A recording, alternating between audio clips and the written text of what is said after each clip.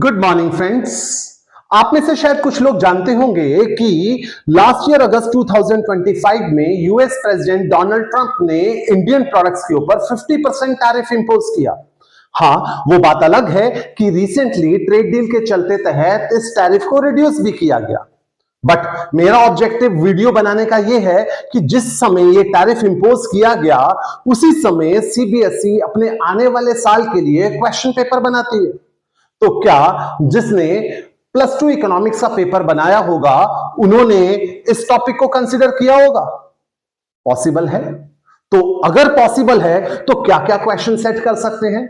चलो मान लो अगर कंसीडर नहीं भी किया तो क्या आप स्टूडेंट्स को अपनी थ्योरेटिकल नॉलेज को प्रैक्टिकल एप्लीकेशन देना नहीं आना चाहिए? इसी ऑब्जेक्टिव को ध्यान में रखते हुए मैंने इस टैरिफ से रिलेटेड इश्यू को +2 इकोनॉमिक्स के अलग अलग टॉपिक, अलग अलग चैप्टर से कोरिलेट किया। सबसे पहले एग्रीगेट डिमांड, जो कि आपका बहुत ही बड़ा और इंपॉर्टेंट टॉपिक है। यूएस प्रेसिडेंट डोनाल्ड ट्रंप का यह डिसीजन एग्रीगेट डिमांड को किस तरीके से इंपैक्ट करेगा, इंडिया के प्रोडक्ट के एग्रीगेट डिमांड को। तो दोस्तों, जब इंडियन प्रोडक्ट के ऊपर 50% टैरिफ लगेगा तो दैट मींस जो प्रोडक्ट अब तक यूएस मार्केट में 100 रुपए का बिक रहा था अब वो 150 रुपीज का बिकेगा। That means Indian products US market में एक्सपेंसिव हो जाएंगे। इंडियन प्रोडक्ट्स एक्सपेंसिव हो जाएंगे तो लॉ ऑफ डिमांड के चलते तहत उन प्रोडक्ट्स की डिमांड रिड्यूस होएगी, हमारे एक्सपोर्ट्स रिड्यूस हो जाएंगे। हमारे एक्सपोर्ट्स रिड्यूस होने से, एक्सपोर्ट क्योंकि एग्रीगेट डिमांड का इंपॉर्टेंट कंपोनेंट है, एक्सपोर्ट्स रिड्यूस होंगे तो हम लोगों के प्रोडक्ट की डिमांड इंटरनेशनल मार्केट में, यूएस मार्केट में रिड्यूस होगी, एग्रीगेट डिमांड रिड्यूस होगा। उसके बाद इनकम, आउटपुट, एम्प्लॉयमेंट, ये सब भी रिड्यूस होंगे। तो जब एग्रीगेट डिमांड रिड्यूस हो गई है तो क्या हमारी government, central bank of India इसको इंक्रीज करने की कोशिश करेंगे? बिल्कुल।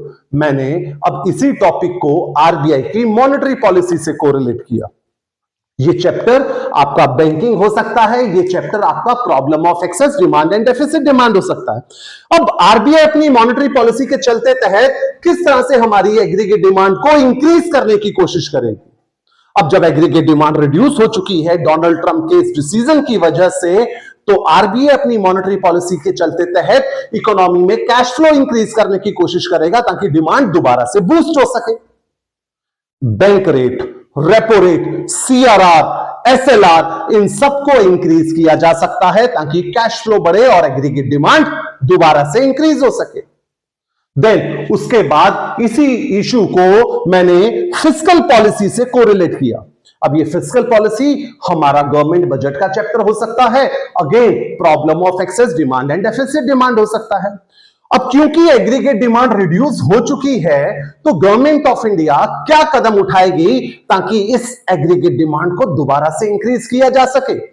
आंसर बड़ा सिंपल है, टैक्स रेट रिड्यूस कर दिया जाएगा, सब्सिडीज बढ़ा दी जाएंगी और जो भी पब्लिक बोरिंग्स हो रही हैं उसको रिड्यूस किया जाएगा, या फिर जो पुरानी पब्लिक बोरिंग्स हैं उसका टाइमली पेमेंट किया जाएगा ताकि लोगों की परचेजिंग पावर बढ़ सके। वेल, तो क्या ये सेम टॉपिक किसी और चैप्टर से कोरिलेट होता है? मैंने कोरिलेट किया रेट ऑफ एक्सचेंज के साथ। रेट ऑफ एक्सचेंज के साथ किस तरीके से ये टॉपिक कोरिलेट होता है? जब इंडियन प्रोडक्ट्स एक्सपेंसिव हो चुके हैं इंटरनेशनल मार्केट में, स्पेसिफिकली यूएसए में, तो हमारे एक्सपोर्ट्स गिरेंगे। हमारे एक्सपोर्ट्स रिड्यूस होने से फॉरेन करेंसी की जो सप्लाई हमारे देश में आ रही है वो सप्लाई भी गिरेगी। फॉरेन करेंसी की सप्लाई गिरेगी तो रेट ऑफ एक्सचेंज बढ़ेगा, रुपया इंटरनेशनल मार्केट में कमजोर होगा, डॉलर मजबूत होगा। तो क्या किसी और चैप्टर से कोरिलेट होता है? तो मैंने कोरिलेट किया बैलेंस ऑफ पेमेंट से। बैलेंस ऑफ पेमेंट से किस तरीके से ये कोरिलेट होता है और बैलेंस ऑफ पेमेंट को कैसे इंपैक्ट करेगा देखते हैं। अब जब एक्सपोर्ट रिड्यूस हो गए हैं तो मतलब बैलेंस ऑफ पेमेंट में हमारी पॉजिटिव आइटम कम हो गई हैं, नेगेटिव आइटम वहीं पे खड़ी हुई हैं। नेगेटिव आइटम ज्यादा दिखेंगे जिसकी वजह से हमारा balance of payment adverse negative होगा। इसको हम कोरिलेट कर सकते हैं नेशनल इनकम से। नेशनल इनकम का आप एक्सपेंडिचर मेथड जानते हैं, जीडीपी एट एनपी अगर आपको कैलकुलेट करना है तो चार इंपॉर्टेंट कंपोनेंट्स को सम करना होता है, जिसमें से एक है net export. Third component net export. अब एक्सपोर्ट तो रिड्यूस हो गए क्योंकि इंडियन प्रोडक्ट्स एक्सपेंसिव हो गए हैं यूएस मार्केट में। अब जब ये एक्सपोर्ट्स गिरेंगे तो हमारा जीडीपी गिरेगा, जीडीपी गिरेगा तो नेशनल इनकम भी गिरेगा। देन अब आती है हमारी ट्रेड डील जो रिसेंटली 2 फरवरी को आई है। यहां पे टैक्सेस को रिड्यूस कर दिया गया है। तो अब आप सोचिए, टैक्सेस को रिड्यूस करने से national income, rate of exchange, balance of payment, monetary policy, fiscal policy, aggregate demand, इनके ऊपर अब क्या असर आएगा।